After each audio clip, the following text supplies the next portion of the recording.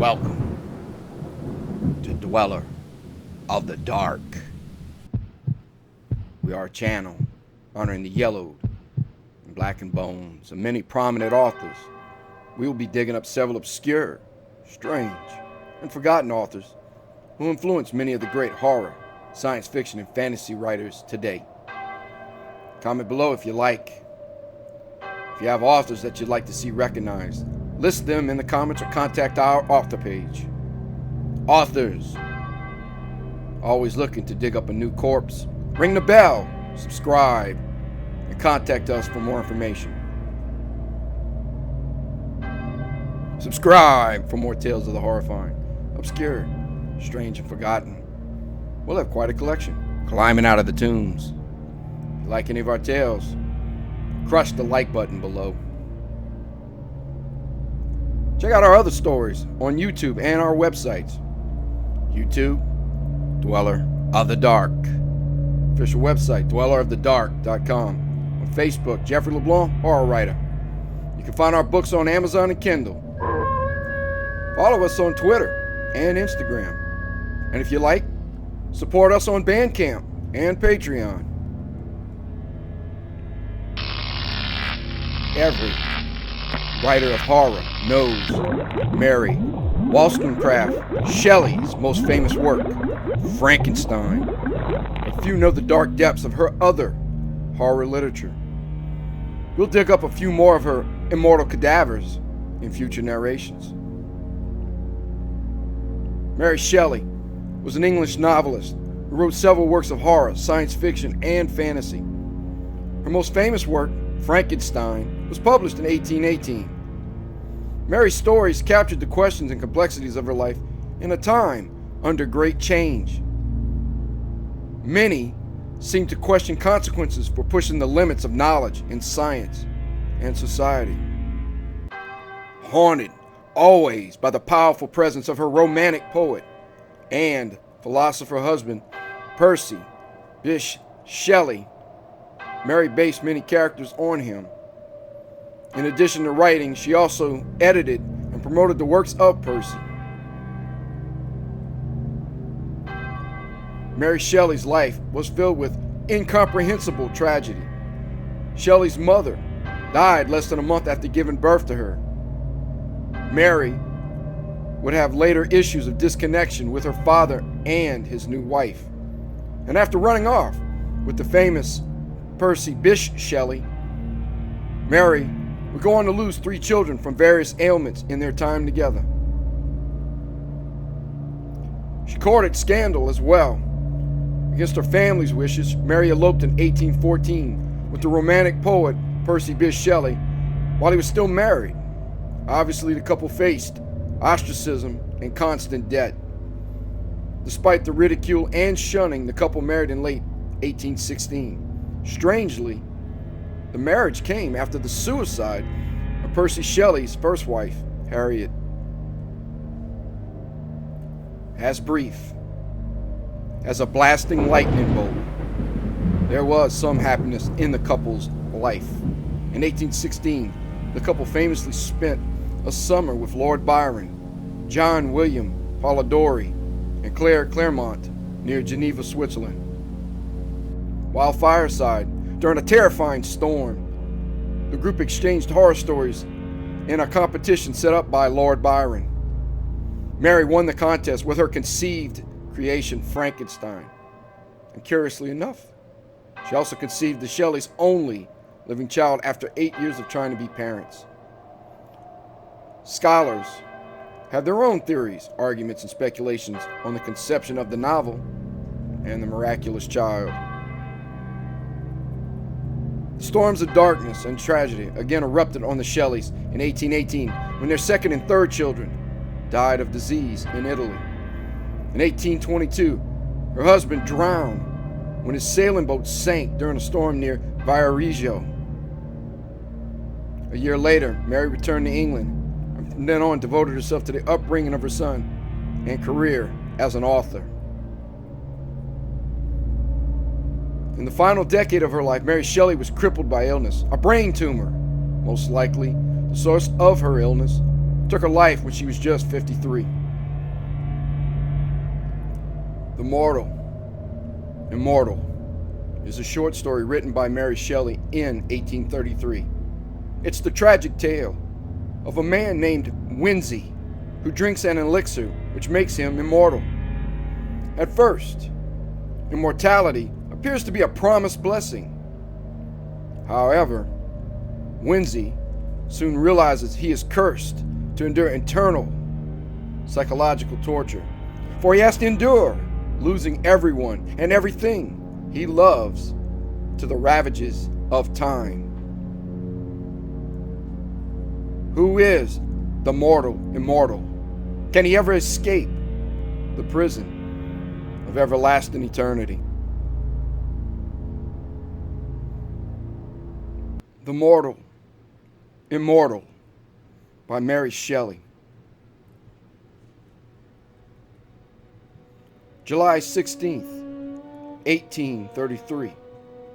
This is a memorable anniversary for me. On it I complete my 323rd year. The Wandering Jew? Certainly not. More than 18 centuries have passed over his head. In comparison with him, I am a very young immortal. Am I, then, immortal? This is a question which I have asked myself by day and night for now 303 years, and yet cannot answer it. I detected a gray hair amidst my brown locks this very day. That surely signifies decay. Yet it may have remained concealed there for 300 years. For some persons have become entirely white-headed before 20 years of age. I will tell my story, and my reader shall judge for me. I will tell my story, and so contrive to pass some few hours of a long eternity become so wearisome to me. Forever can it be to live forever? I have heard of enchantments in which the victims were plunged into a deep sleep to wake after 100 years as fresh as ever. I've heard of the 7 sleepers. Thus to be immortal would not be so burthensome. But oh, the weight of never-ending time, the tedious passage of the still succeeding hours. How happy was the fabled Norjahad. But to my task. All the world has heard of Cornelius Agrippa. His memory is as immortal as his arts have made me. All the world has also heard of his scholar who, unawares, raised the foul fiend during his master's absence and was destroyed by him. The report, true or false, of this accident was attended with many inconveniences to be the renowned philosopher. All his scholars at once deserted him. His servants disappeared. He had no one near him to put coals on his ever-burning fires while he slept, or to attend to the changeful colors of his medicines while he studied. Experiment after experiment failed, because one pair of hands was insufficient to complete them. The dark spirits laughed at him for not being able to retain a single mortal in his service. I was then very young, very poor, and very much in love. I had been for about a year the pupil of Cornelius, though I was absent when this accident took place. On my return, my friends implored me not to return to the alchemist's abode. I trembled as I listened to the dire tale they told. I required no second warning. And when Cornelius came and offered me a purse of gold if I would remain under his roof, I felt as if Satan himself tempted me. My teeth chattered. My hair stood on end. I ran off as fast as my trembling knees would permit. My failing steps were directed whither, for 2 years, they had every evening been attracted, a gently bubbling spring of pure living waters, besides which lingered a dark-haired girl whose beaming eyes were fixed on the path I was accustomed each night to tread. I cannot remember the hour when I did not love Bertha. We had been neighbors and playmates from infancy. Her parents, like mine, were of humble life, yet respectable. Our attachment had been a source of pleasure to them. In an evil hour, a malignant fever carried off both her father and mother, and Bertha became an orphan. She would have found a home beneath my paternal roof, but, unfortunately, the old lady of the near castle, rich, childless, and solitary, declared her intention to adopt her.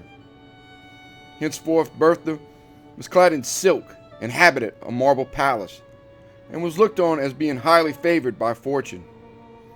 But in her situation among her new associates, Bertha remained true to the friend of her humbler days.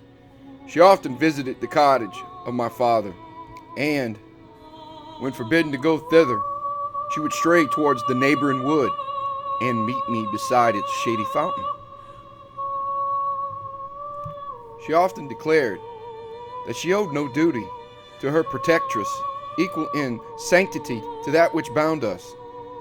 Yet still, I was too poor to marry, and she grew weary of being tormented on my account. She had a haughty but an impatient spirit, and grew angry at the obstacles that prevented our union.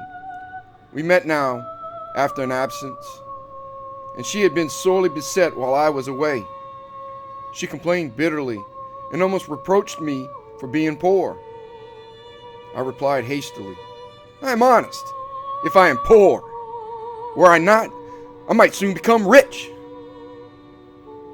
This exclamation produced 1,000 questions. I feared to shock her by owning the truth, but she drew it from me, and then casting a look of disdain on me, she said, "You pretend to love, and you fear to face the devil for my sake."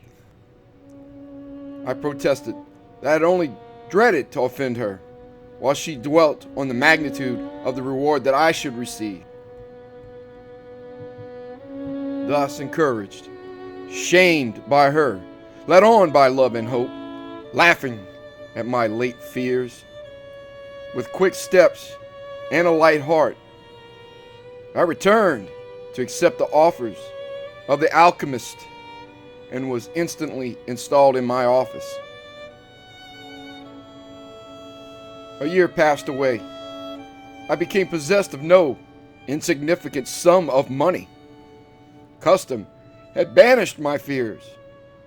In spite of the most painful vigilance, I had never detected the trace of a cloven foot, nor was the studious silence of our abode ever disturbed by demoniac howls.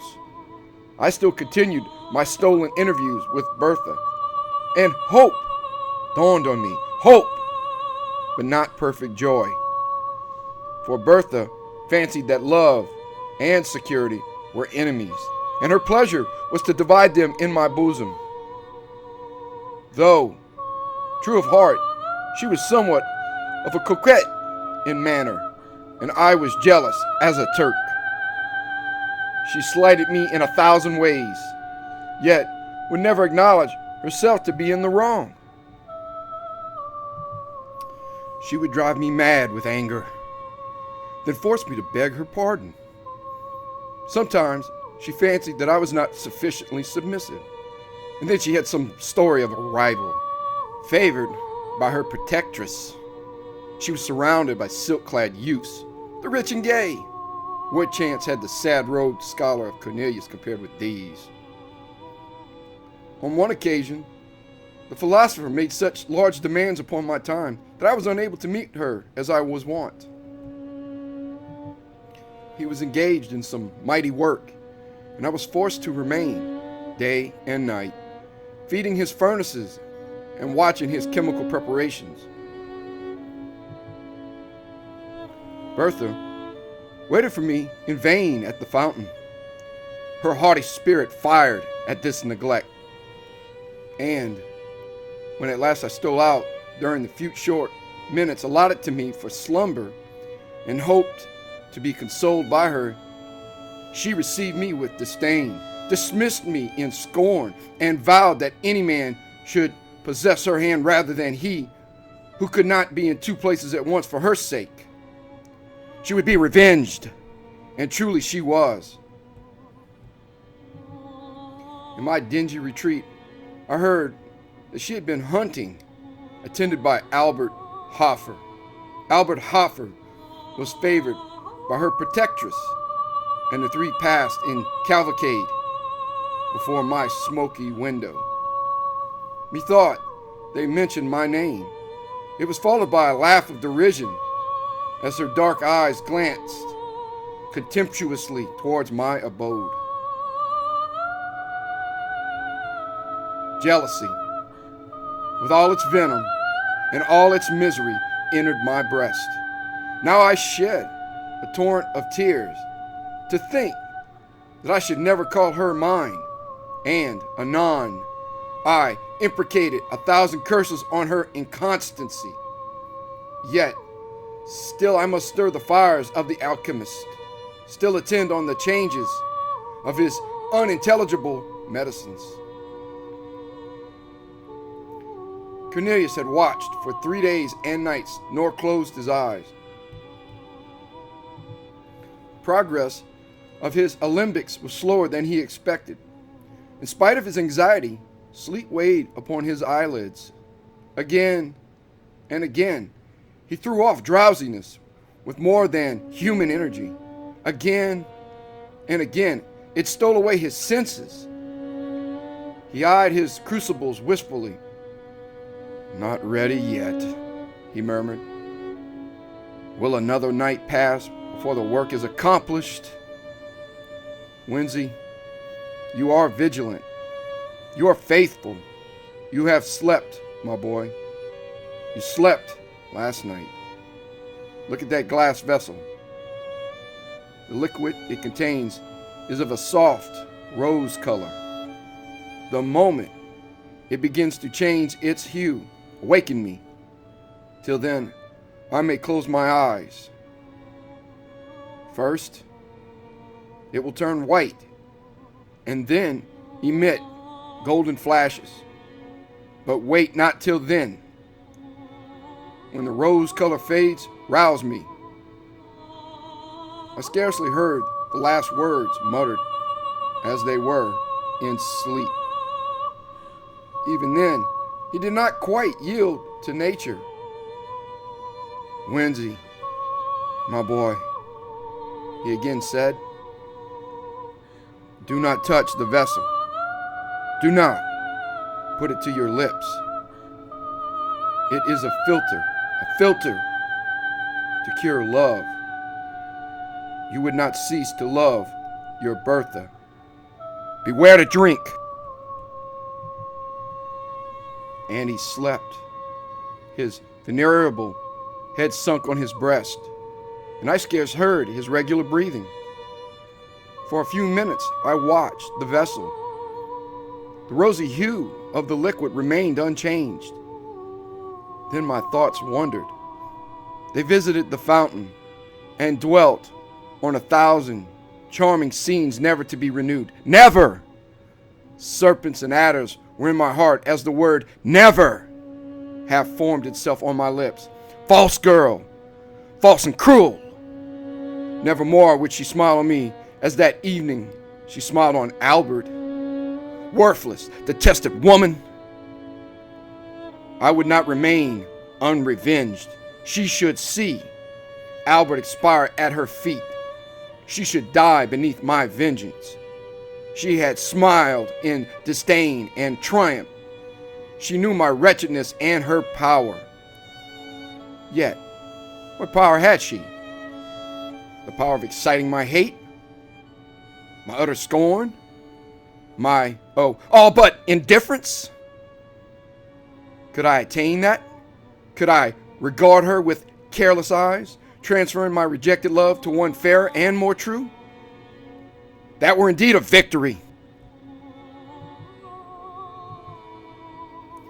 A bright flash darted before my eyes. I had forgotten the medicine of the adept. I gazed on it with wonder.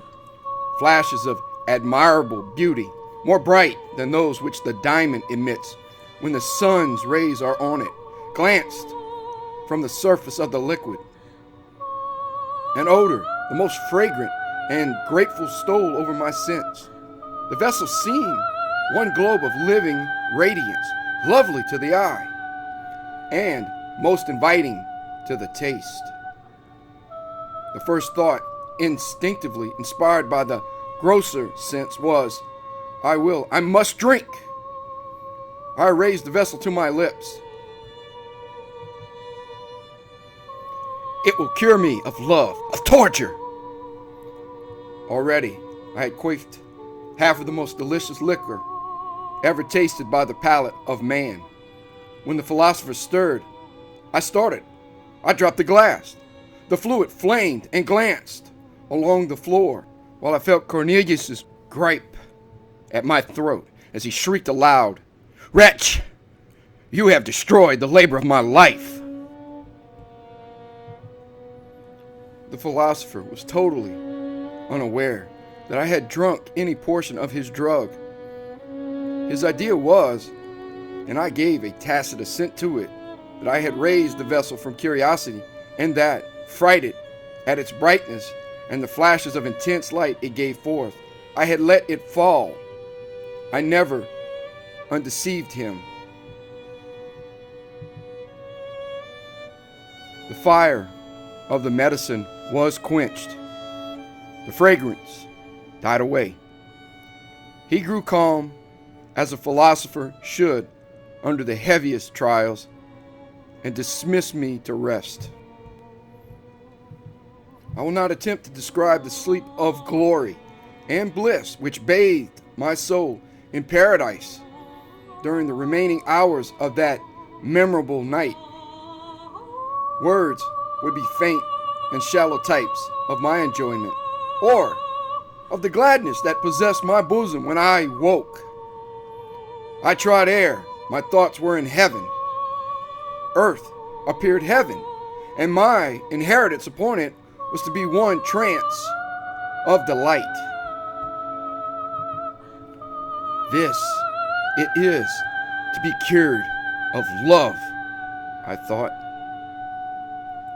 I will see Bertha this day, and she will find her lover cold and regardless. Too happy to be disdainful, yet how utterly indifferent to her. The hours danced away. The philosopher, secure that he had once succeeded, and believing that he might again, began to concoct the same medicine once more. He was shut up with his books and drugs, and I had a holiday. I dressed myself with care. I looked in an old but polished shield, which served me for a mirror. Methought my good looks had wonderfully improved. I hurried beyond the precincts of the town, joy in my soul, the beauty of heaven and earth around me. I turned my steps toward the castle. I could look on its lofty turrets with lightness of heart, for I was cured of love. My Bertha saw me afar off as I came up the avenue. I know not what sudden impulse animated her bosom, but at the sight she sprung with a light fawn-like bound down the marble steps and was hastening towards me. But I had been perceived by another person. The old, high-born hag, who called herself her protectress and was her tyrant, had seen me also. She hobbled, panting, up the terrace. A page as ugly as herself held up her train and fanned her as she hurried along, and stopped my fair girl with a "How now, my bold mistress? Whether so fast? Back to your cage. Hawks are abroad." Bertha clasped her hands. Her eyes were still bent on my approaching figure. I saw the contest, how I abhorred the old crone who checked the kind impulses of my Bertha's softening heart. Hitherto, respect for her rank had caused me to avoid the lady of the castle. Now I disdained such trivial considerations. I was cured of love and lifted above all human fears. I hastened forwards and soon reached the terrace. How lovely Bertha looked! Her eyes flashing fire, her cheeks glowing with impatience and anger. She was 1,000 times more graceful and charming than ever. I no longer loved. Oh, no, I adored, worshipped, idolized her. She had that morning been persecuted with more than usual vehemence to consent to an immediate marriage with my rival. She was reproached with the encouragement that she had shown him. She was threatened with being turned out of doors with disgrace and shame. Her proud spirit rose in arms at the threat, but when she remembered the scorn that she had heaped upon me, and how, perhaps, she had thus lost one whom she now regarded as her only friend, she wept with remorse and rage. At that moment, I appeared. "Oh, Winsey," she exclaimed, "take me to your mother's cot.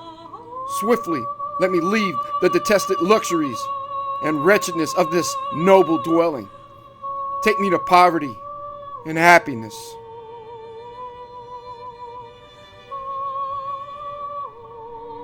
I clasped her in my arms with transport.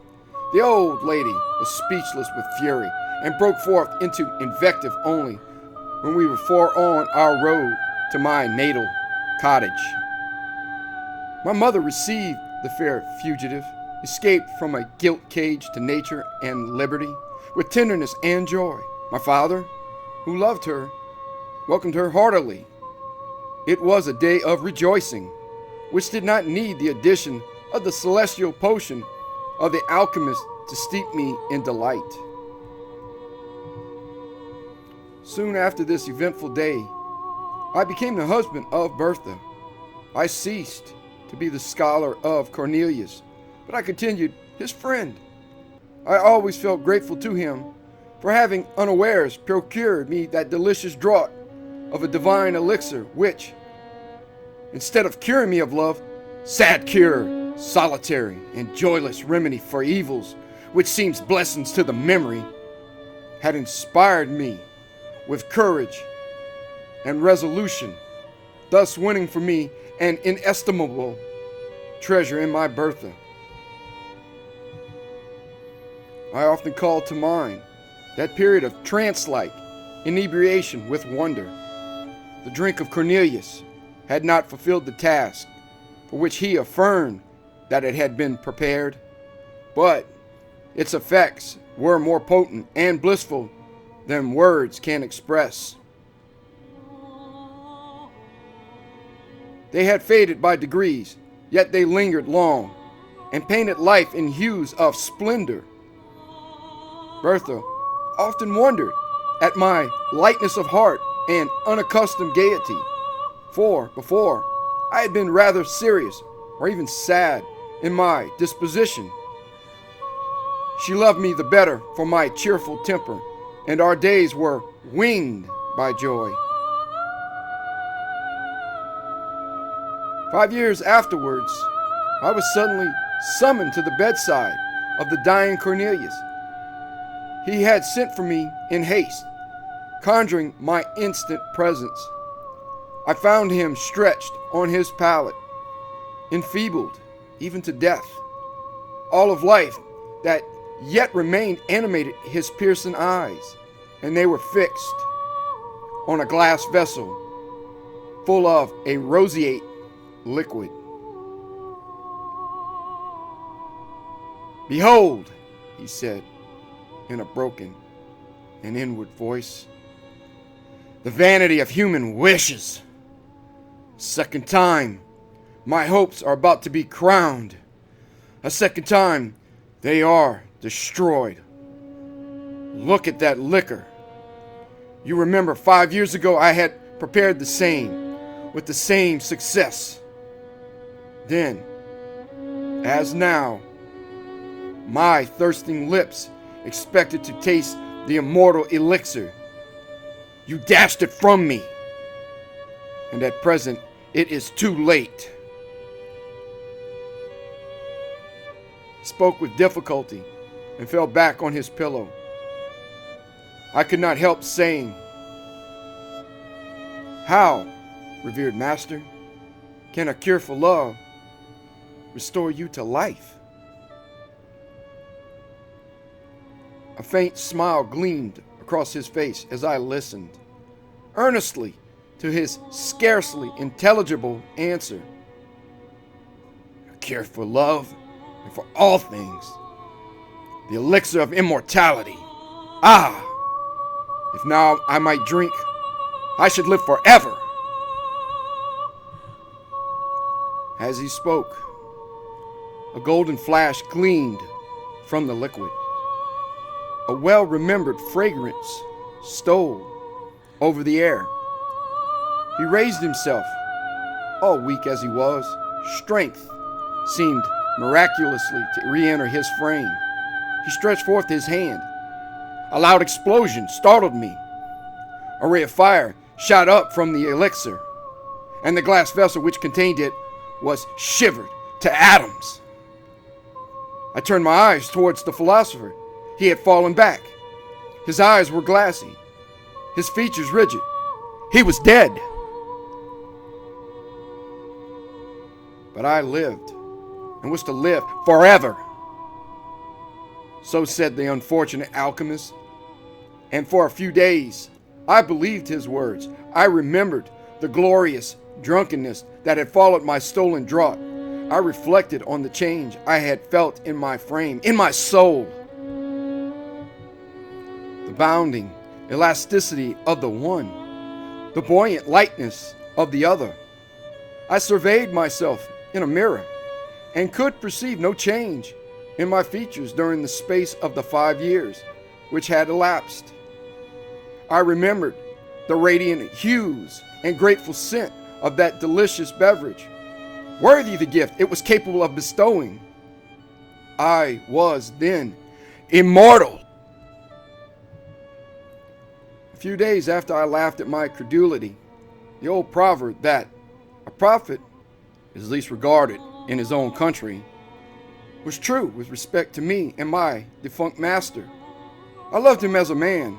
I respected him as a sage, but I derided the notion that he could command the powers of darkness, and laughed at the superstitious fears with which he was regarded by the vulgar. He was a wise philosopher, but had no acquaintance with any spirits but those clad in flesh and blood. His science was simply human, and human science, I soon persuaded myself, could never conquer nature's laws so as to imprison the soul forever within its carnal habitation. Cornelius had brewed a soul-refreshing drink, more inebriating than wine, sweeter and more fragrant than any fruit. It possessed probably strong medicinal powers, imparting gladness to the heart and vigor to the limbs, but its effects would wear out. Already were they diminished in my frame. I was a lucky fellow to have quaint health and joyous spirits, and perhaps long life at my master's hands, but my good fortune ended there. Longevity was far different from immortality. I continued to entertain this belief for many years. Sometimes a thought stole across me. Was the alchemist indeed deceived? But my habitual credence was that I should meet the fate of all the children of Adam at my appointed time. A little late, but still at a natural age. Yet it was certain that I retained a wonderfully youthful look. I was laughed at for my vanity in consulting the mirror so often, but I consulted it in vain. My brow was untrenched, my cheeks, my eyes, my whole person continued as untarnished as in my 20th year. I was troubled. I looked at the faded beauty of Bertha. I seemed more like her son. By degrees, our neighbors began to make similar observations, and I found at last that I went by the name of the scholar bewitched. Bertha herself grew uneasy. She became jealous and peevish, and at length she began to question me. We had no children. We were all in all to each other, and though as she grew older, her vivacious spirit became a little allied to ill temper, and her beauty sadly diminished. I cherished her in my heart as the mistress I had idolized, the wife I had sought and won with such perfect love. At last, our situation became intolerable. Bertha was 50, I 20 years of age. I had, in very shame, in some measure adopted the habits of a more advanced age. I no longer mingled in the dance among the young and gay, but my heart bounded along with them while I restrained my feet. And a sorry figure I cut among the nesters of our village.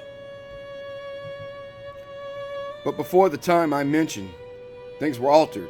We were universally shunned. We were, at least, I was, reported to have kept up an iniquitous acquaintance with some of my former master's supposed friends. Poor Bertha was pitied, but deserted. I was regarded with horror and detestation. What was to be done? We sat by our winter fire. Poverty had made itself felt, for none would buy the produce of my farm, and often I had been forced to journey 20 miles to some place where I was not known to dispose of our property. It is true, we had saved something for an evil day. That day was come.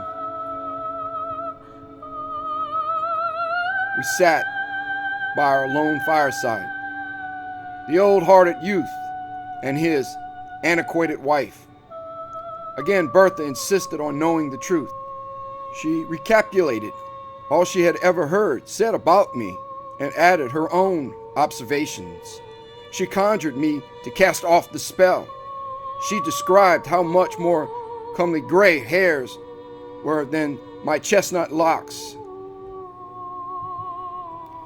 She descanted on the reverence and respect due to age, how preferable to the slight regard paid to mere children. Could I imagine that the despicable gifts of youth and good looks outweighed disgrace, hatred, and scorn? Nay, in the end, I should be burnt as a dealer in the black art, while she, to whom I had not deigned to communicate any portion of my good fortune, might be stoned as my accomplice. At length, she insinuated that I must share my secret with her and bestow on her like benefits to those I myself enjoyed, or she would denounce me. And then she burst into tears. Thus beset, methought it was the best way to tell the truth. I revealed it as tenderly as I could, and spoke only of a very long life, not of immortality, which representation, indeed, coincided best with my own ideas. When I ended, I rose and said, "And now, my Bertha, will you denounce the lover of your youth? You will not, I know. But it is too hard, my poor wife, that you should suffer from my ill luck and the accursed arts of Cornelius. I will leave you. You have wealth enough, and friends will return in my absence. I will go, young as I seem and strong as I am. I can work and gain my bread among strangers, unsuspected and unknown. I loved you in youth. God is my witness that I would not desert you in age, but that your safety and happiness require it." I took my cap and moved towards the door. In a moment, Bertha's arms were round my neck, and her lips were pressed to mine. "No, my husband, my Winsey," she said. "You shall not go alone. Take me with you. We will remove from this place, and, as you say, among strangers, we shall be unsuspected and safe. I am not so very old as quite to shame you, my Winsey, and I dare say the charm will soon wear off, and, with the blessing of God, you will become more elderly looking, as is fitting. You shall not leave me." I returned. The good souls embraced heartily. "I will not, my Bertha, but for your sake I had not thought of such a thing. I will be your true, faithful husband while you are spared to me, and do my duty by you to the last." The next day, we prepared secretly for our emigration. We were obliged to make great pecuniary sacrifices. Could not be helped. We realized a sum sufficient at least to maintain us while Bertha lived, and, without saying adieu to anyone, quitted our native country to take refuge in a remote part of western France. It was a cruel thing to transport poor Bertha from her native village and the friends of her youth to a new country, new language, new customs. The strange secret of my destiny rendered this removal immaterial to me. But I compassionated her deeply and was glad to perceive that she found compensation for her misfortunes in a variety of little, ridiculous circumstances. Away from all telltale chroniclers, she sought to decrease the apparent disparity of our ages by 1,000 feminine arts, rouge, youthful dress, and assumed juvenility of manner. I could not be angry. Did not I myself wear a mask? Why quarrel with hers? Because it was less successful? I grieved deeply when I remembered that this was my Bertha, whom I had loved so fondly, and won with such transport, the dark-eyed, dark-haired girl, with smiles of enchanting archness and a step like a fawn. This mincing, simpering, jealous old woman. I should have revered her gray locks and withered cheeks. But thus, it was my work, I knew. But I did not the less deplore this type of human weakness. Her jealousy never slept. Her chief occupation was to discover that, in spite of outward appearances, I was myself growing old. I verily believe that the poor soul loved me truly in her heart, but never had woman so tormenting a mode of displaying fondness. She would discern wrinkles in my face and decrepitude in my walk, while I bounded along in youthful vigor, the youngest looking of 20 youths. I never dared address another woman, On one occasion, fancying that the belle of the village regarded me with favoring eyes, she bought me a gray wig. Her constant discourse among her acquaintances was that though I looked so young, there was ruin at work within my frame, and she affirmed that the worst symptom about me was my apparent health. My youth was a disease, she said, and I ought at all times to prepare, if not for a sudden and awful death, at least to awake some morning white-headed and bowed down with all the marks of advanced years. I let her talk. I often joined in her conjectures. Her warnings chimed in with my never-ceasing speculations concerning my state, and I took an earnest, though painful, interest in listening to all that her quick wit and excited imagination could say on the subject. Why dwell on these minute circumstances? We lived on for many long years. Bertha became bedridden and paralytic. I nursed her as mother might a child. She grew peevish and still harped upon one string of how long I should survive her. It has ever been a source of consolation to me that I performed my duty scrupulously towards her. She had been mine in youth. She was mine in age. And at last, when I heaped the sod over her corpse, I wept to feel that I had lost all that really bound me to humanity.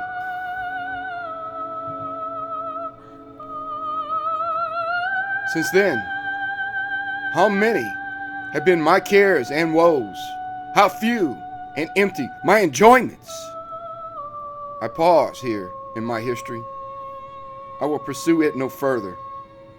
A sailor without rudder or compass, tossed on a stormy sea. A traveler lost on a widespread heath, without landmark or star to him.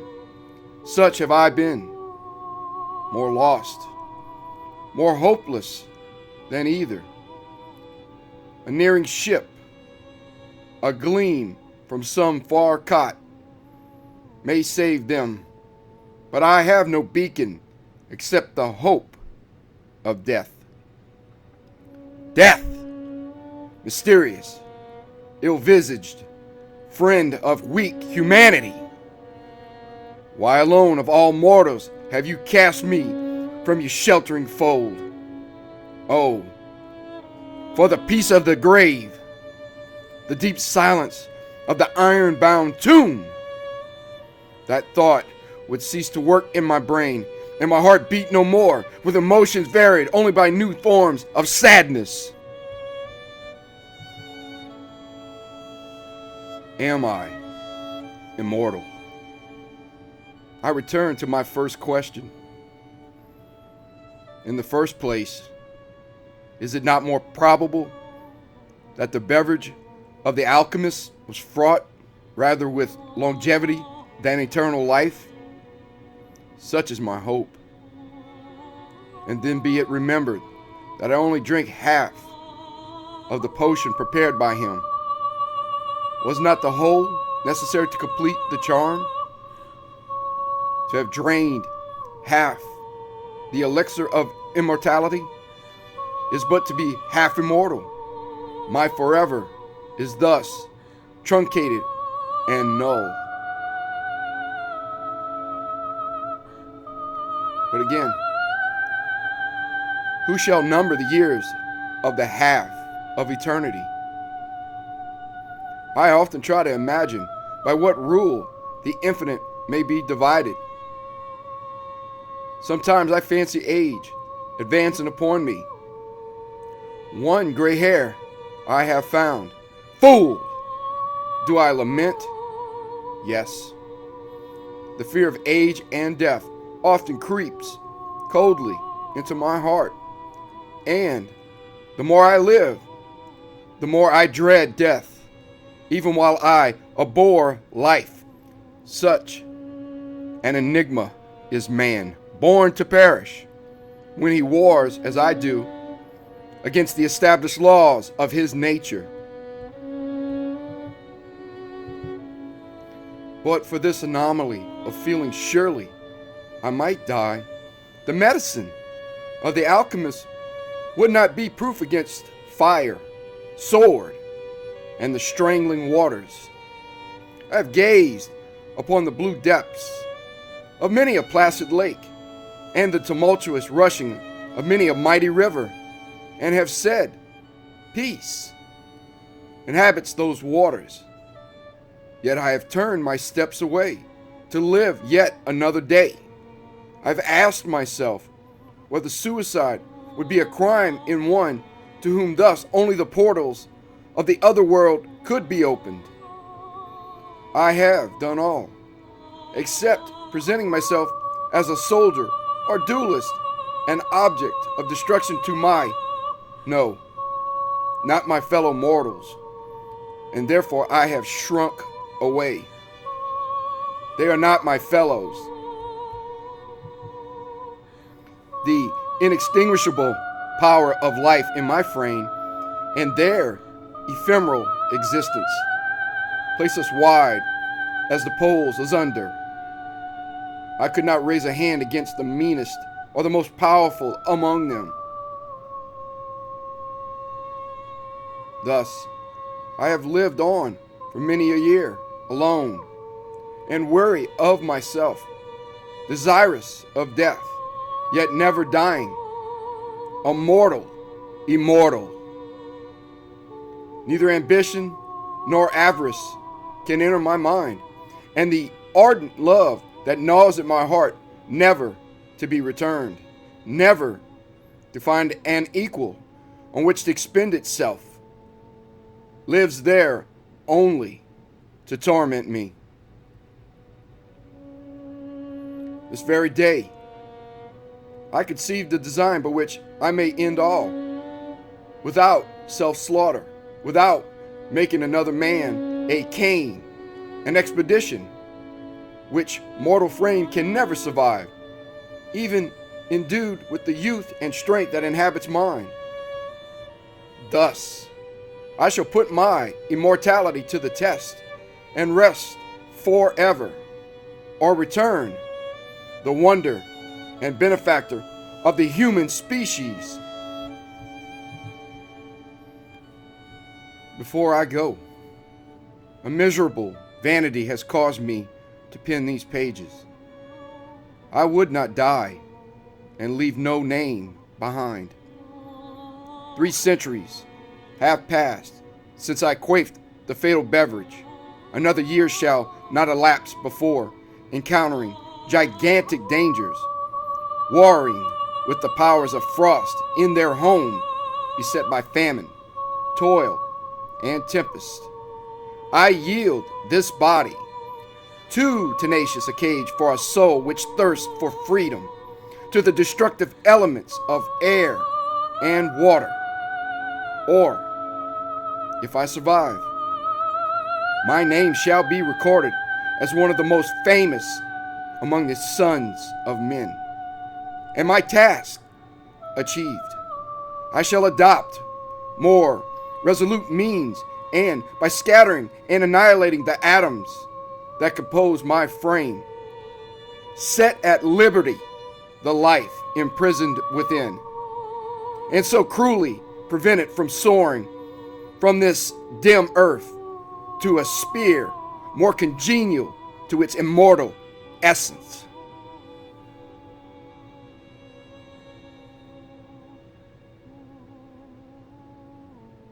Thank you for listening. Have a great night.